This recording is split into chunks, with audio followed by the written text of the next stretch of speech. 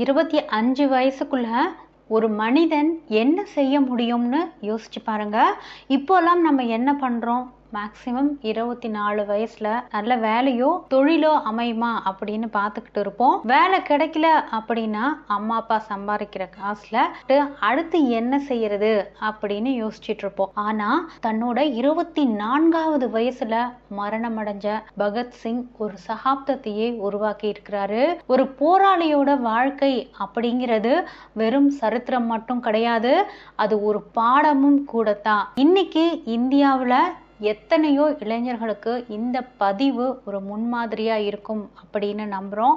தொடர்ந்து பதிவை பாருங்க. சேனலை சப்ஸ்கிரைப் பண்ணாதவங்க சப்ஸ்கிரைப் பண்ணுங்க, லைக் பண்ணுங்க, ஷேர் பண்ணுங்க, கமெண்ட் பண்ணுங்க.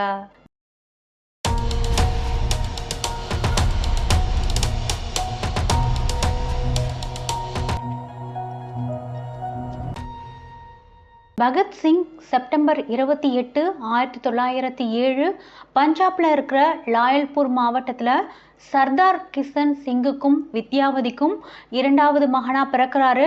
பகத்சிங் பிறக்கிற அன்னைக்கு தான் பகத்சிங்கோட அப்பா சர்தார் கிஷன் சிங், பகத்சிங்கோட மாமா அஜித் சிங், ஸ்வரன் சிங் இந்த 2 பேரும் சிறையில இருந்து வெளியில வராங்க.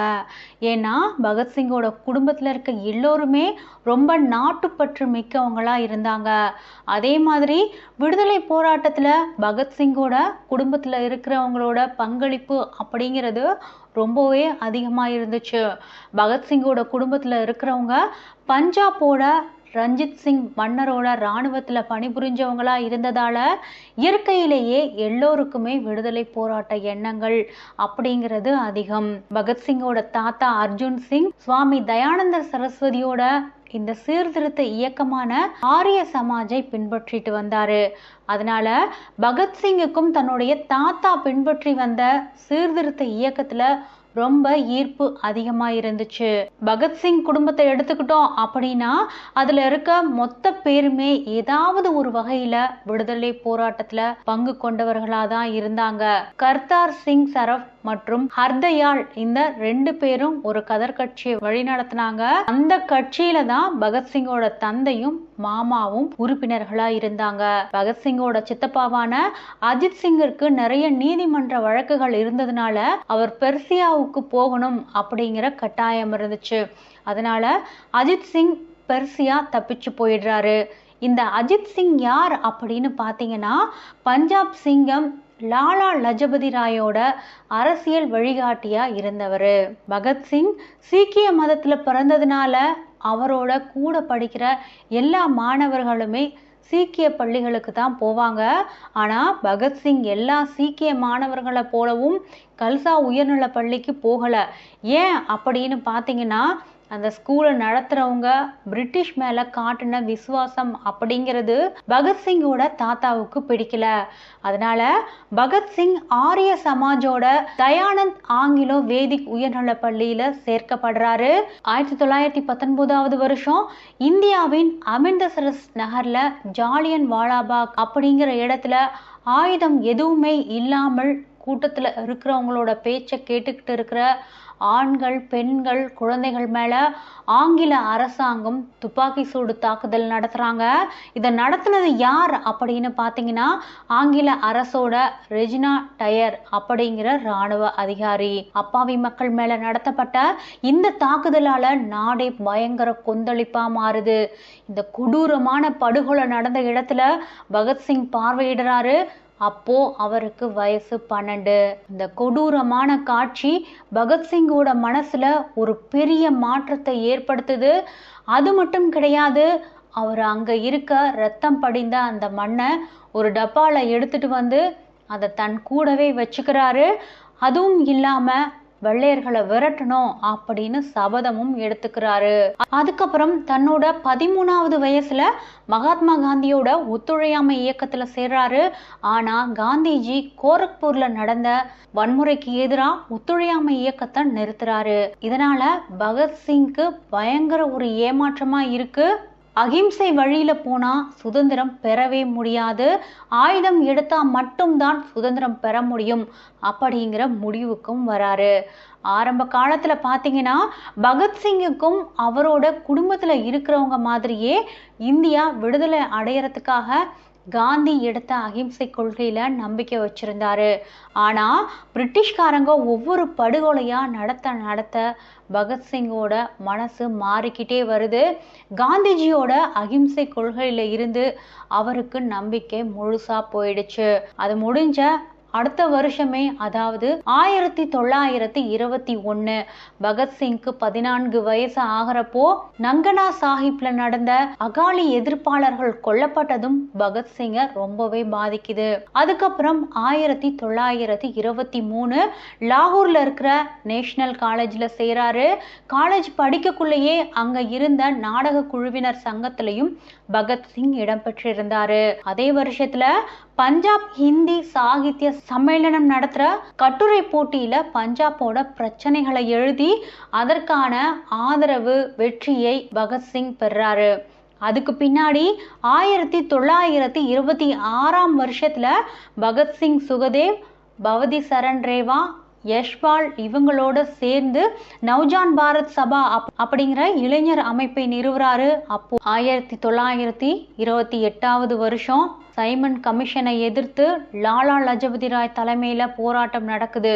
அப்போ அந்த ஊர்வலம் லாகூர் ரயில் நிலையத்தை நோக்கி போகக்குள்ள அவங்க மேல முன்னேற விடாம தடுக்கிறதுக்காக ஆங்கில காவல்துறை மிருகத்தனமான தடியடியை நடத்துறாங்க. இதுல லாலா லஜபதி ராயை குறிவச்சு அவர் மேல பயங்கரமான தாக்குதல் நடத்தப்படுது. அந்த காயத்தோட விளைவா லாலா லஜபதி ராய் நவம்பர் 17, 1928 மரணம் அடைகிறாரு. இந்த ஊர்வலத்துக்கு ஜேம்ஸ் ஏ ஸ்காட் அப்படிங்கிற பிரிட்டிஷ் போலீஸ் அதிகாரி தான் லத்தி சார்ஜ் செய்யறதுக்கு உத்தரவிட்டிருந்தாரு. அதனால இந்த அநீதிக்கு பழி வாங்கணும் அப்படின்னு பகத்சிங்கும் பகத்சிங்கோட நண்பரான ராஜகுருவும் சேர்ந்து புரட்சியாளர்கள் சொன்ன ஜேபி சாண்டர்ஸ் ஏஎஸ்பியை ஸ்காட்னு தப்பா நினைச்சு கொன்னுடுறாங்க. இதனால பகத்சிங் லாகூரை விட்டு வெளியே போயிடுறாரு.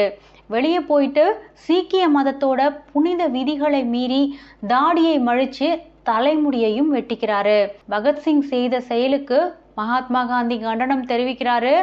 அதே நேரத்துல தான் ஆங்கிலேயர்களோட அடக்குமுறையை எதிர்த்து தொழிலாளர்கள் தீவிரமா ஒரு பக்கம் போராட்டம் பண்ணிக்கிட்டு இருக்கிறாங்க. இதனால அவங்கள ஒடுக்கணும்னு நினைச்சு பிரிட்டிஷ் அரசாங்கம் தொழில் தகராறு சட்ட வரைவு அப்படிங்கிற சட்டத்தை கொண்டு வருது. இந்த சட்ட வரைவை ஏற்காத பகத்சிங் சென்ட்ரல் அசம்பிளி ஹால்ல குண்டு வீசணும் அப்படின்னு முடிவு பண்றாரு. 1929 வருஷம் ஏப்ரல் 8 இந்த சட்ட வரைவு நிறைவேற்றப்படக்குள்ள குண்டுகளை வீசுறாங்க. பகத்சிங் படுகேஸ்வர் தத்தோட சேர்ந்து சட்டசபை நடைபாதையில வெடிகுண்ட வீசுறாங்க.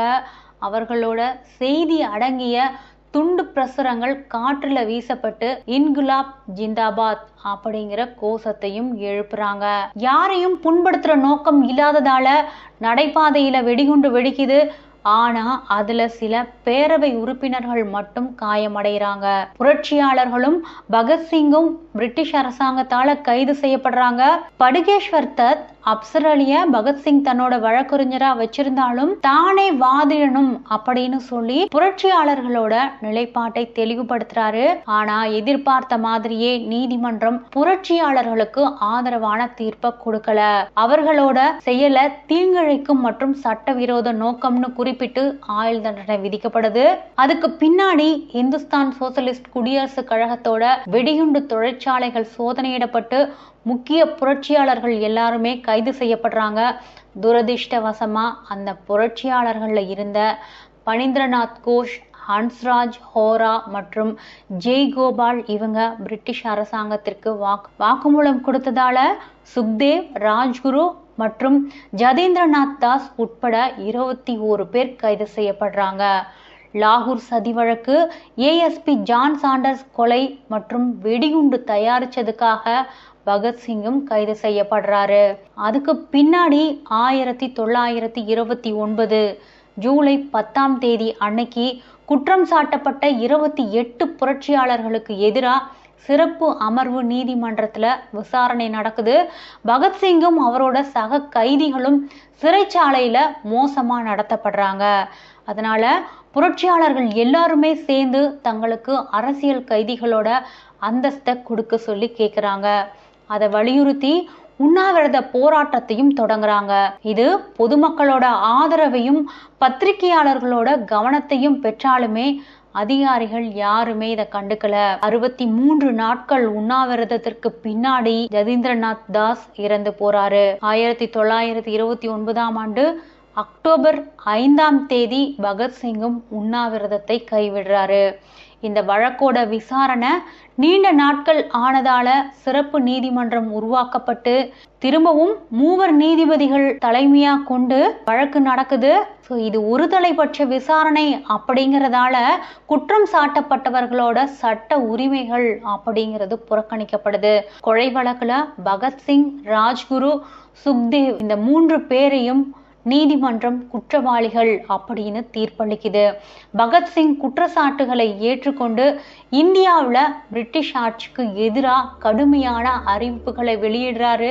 நீதிமன்றம் அவர்களுக்கு மரண தண்டனை விதித்த பின்னாடி காந்தி கிட்ட பகத்சிங்கை தூக்கில போட போறோம்னு கையெழுத்து கேட்கிறாங்க.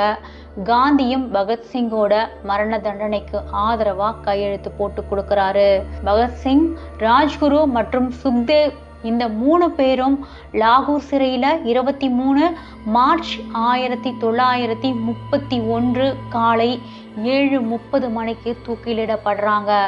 தூக்கு மேடைக்கு போகக்குள்ளையும் பிரிட்டிஷ் ஏகாதிபத்தியம் ஒழிக, இன்குலாப் ஜிந்தாபாத் அப்படிங்கிற கோஷத்தை சொல்லிக்கிட்டே பகத்சிங்கும் அவரோட நண்பர்களும் இறந்து போறாங்க. சட்லஜ் நதிக்கரையில அமைஞ்சிருக்க உசைனிவாலா அப்படிங்கிற இடத்துல 3 தியாகிகளோட உடல் தகனம் செய்யப்பட்டது. ஒவ்வொரு வருடமும் மார்ச் 23ஆம் தேதி அன்னைக்கு இந்திய தியாகிகள் தினம் கொண்டாடப்படுது. இந்தியர்கள் தங்களுடைய தாய் நாட்டிற்காக தியாகம் செய்த துணிச்சலான தைரியம் மற்றும் அர்ப்பணிப்பை பாராட்டி இந்த தியாகிகள் தினம் அப்படிங்கிறது கொண்டாடப்படுது. பகத்சிங்கோட மரணமடைந்த நாளுதான் நம்ம ஷஹீத் திவாஸ் அப்படிங்கிற பேர்ல தியாகிகள் தினமா கொண்டாடுறோம். நிச்சயமாக பகத்சிங் போன்றவருடைய தியாகத்தை நம்ம என்னைக்குமே மறந்துடக்கூடாது. மக்களே, இந்த பதிவை பத்தி நீங்க என்ன நினைக்கிறீங்க அப்படின்றத கமெண்ட்ல சொல்லுங்க. நன்றி.